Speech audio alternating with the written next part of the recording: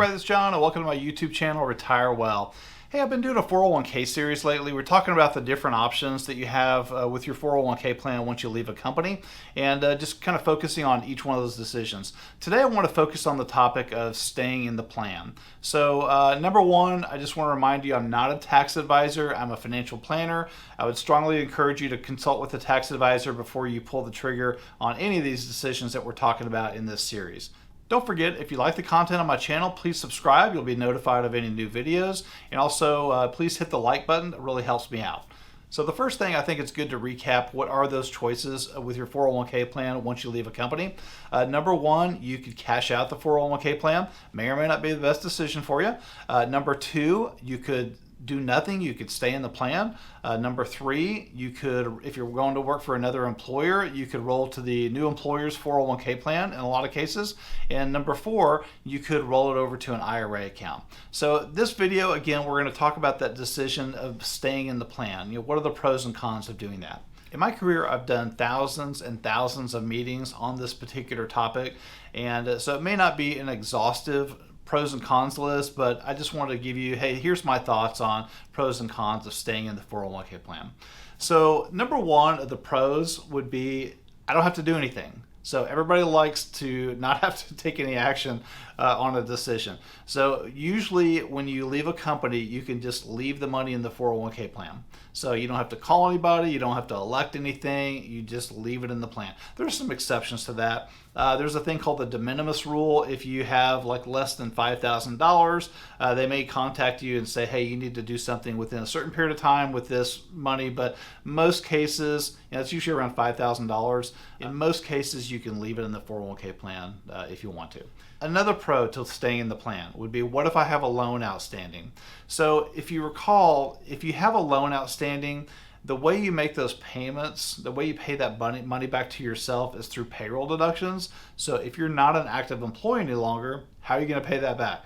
Well, in some cases, they'll tell you you have a certain amount of time to pay it off in full, or it will default. That just means it becomes a taxable event. Or they may even issue a coupon book to you, and you can continue to make payments on that loan until it's paid off. So that might be a reason to stay in the plan. Another reason might be, what if they have good funds that I like? And so maybe I like, maybe they're low cost, special classes of shares sometimes for 401k participants in a plan. Or maybe I just happen to like the funds I'm in. You could stick around for that. So that might be a reason to stay in the plan. Another thing might be creditor protection. In some states, you don't have creditor protection in IRAs, but you always do in 401k plans. So I'm here in Texas, so that's not a factor for us. But if you live in a state where you don't have creditor protection in IRA accounts, you may want to think about staying in the 401k plan. You should talk to a tax advisor or a professional that knows what they're talking about this subject before you pull the trigger on this decision. Okay, I'll give you another pro to staying in the 401k plan. So we all know the magical age where you can use money without penalty is 59 and a half, okay? So what if I leave an employer and I'm not quite 59 and a half yet, but I'm at least age 55? There's a thing called the age 55 rule. And what that means is that if I leave an employer when I'm at least in the same calendar year that I turned 55, if I take money out of that old 401k plan, there's no penalty for that. Usually if you take a premature withdrawal before 59 and a half, there's a 10% early withdrawal penalty. Again, if I'm at least age 55 and I can take money out of that 401k plan, it's always taxable to me, but there's no 10% early withdrawal penalty. So if I'm about to retire, if I'm about to leave a company, and I know that I'm going to need money out of that 401k plan, that might be something to consider, the age 55 rule. And I have a different video on that altogether where I explain it in a little bit more detail. Here's another pro to staying in the 401k plan. So if I'm one of these people that does a backdoor Roth conversion on an annual basis, you might want to consider staying in the 401k plan. And so the backdoor Roth conversion means I contribute annually to a traditional IRA and then I immediately convert that money to a Roth IRA. If you roll this money over to an IRA and you're still wanting to do a backdoor Roth conversion, that could complicate things. There's a pro rata rule. I won't get in the weeds on that, but anyway, if you're one of those people, just you should definitely talk to a professional before you do a rollover. You might want to consider staying in the plan. So let's talk about some of the cons to staying in the plan. So number one that comes to my mind is just limited choices. I don't care if your plan has 100 different choices available to you. That's really nothing compared to what you can do in an IRA. A brokerage IRA, you can typically do stocks, bonds, CDs, trade options, ETFs. You can buy real estate. I mean, there's all kinds of stuff you can buy in an IRA. In your 401k plan, you're limited to that list of choices that they give you. And so every plan's different. I've seen some plans that have maybe 10 choices, some that have a few hundred. So limited choices could be a factor in deciding to not stay in the plan.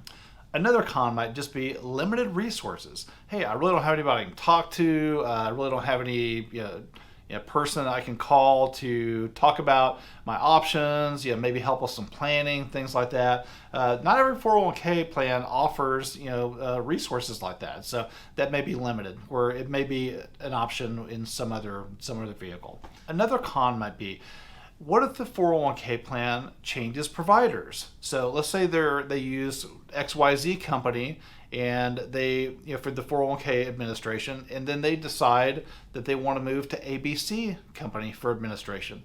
Well, you have to go along with that. And so typically they'll notify you, hey, we're doing a plan conversion from this provider to this one, and they establish a blackout period where, they move the money, they move the records, all that, and everything is frozen for that time period. So what if you're in a plan conversion and you need money? That is not a good situation, or maybe you need to make a trade or something like that. So it's not common. It doesn't happen very often, but it does happen. And if it happens to you when you need some accessibility, then that may be a negative. Another con might be there's just different rules. The 401k plan, you're a participant in a 401k plan. If you roll it over to an IRA, you're a client of that company, and there's a big difference. In a 401k plan, they can't treat the guy that's got $5,000 any different than the guy that's got $1 million. Well, if I was to roll over my money to an IRA somewhere, I might get a special representative, or have a preferential treatment, better pricing, different advantages to having an IRA somewhere as being a participant in a 401k plan. They can't treat you any different. There's no special rules for one set of participants versus another. So maybe a pro, maybe a con, but I just want to point out that that's one of the that's something to consider. Plan specifics. That could be a con to staying in the plan. Every plan has got its own set of rules, and so some are very restrictive, some are very liberal about what you can and can't do. I've seen some plans that are very restrictive, especially when it comes to accessibility. So you may think, I leave a company and I need to get money out of the plan. That's my money. I should be able to do whatever you want. Well, that's true, but the plan rules may or may not allow you to do that. There's many plans out there that say it's all or nothing. In other words, I can take all the money out of the plan, or I can leave all the money in the plan. There's no partial withdrawal capability. So what if I just needed to grab a small amount of money out of the old 401k plan? I may not be able to do that. Whereas in other vehicles, maybe like an IRA, I can do whatever I want, whenever I want. So that accessibility is a big factor. So if I was about to leave a company or retire, change jobs or whatever, I would be checking with my 401k plan, and I would ask them, hey, what are the rules for withdrawals for terminated or retired participants? Because that could affect you if you need some money. So it's definitely, that's something I put in the cons list, is just accessibility. And it varies from plan to plan. Another thing I'd put in the cons list would be tax withholding. Let's say my plan allows me to take out money and I need a check for $1,000. They're going to withhold tax, a mandatory of 20%. That's mandatory federal withholding at 20% from a 401k plan. If I'm in an IRA, I could say no withholding, I could say 30%, 5%, it's completely up to me as far as the tax withholding. But in a 401k plan, it's mandatory federal withholding at 20%. That may be too much for some people. I think most plans allow you to do more than 20, but you have to at least do 20% tax withholding. So that may be a con.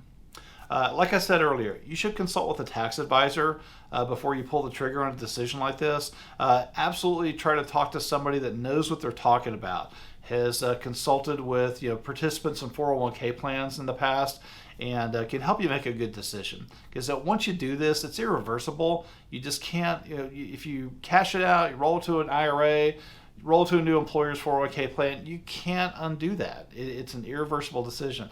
Staying in the plan, you really haven't made a decision other than to do nothing. So anyway, I just want to share my pros and cons list with you today. If you have any questions for me, my contact information is in the About section of my YouTube channel. Please feel free to reach out anytime. If you have suggestions for another video, please do that. And thank you so much for watching my video.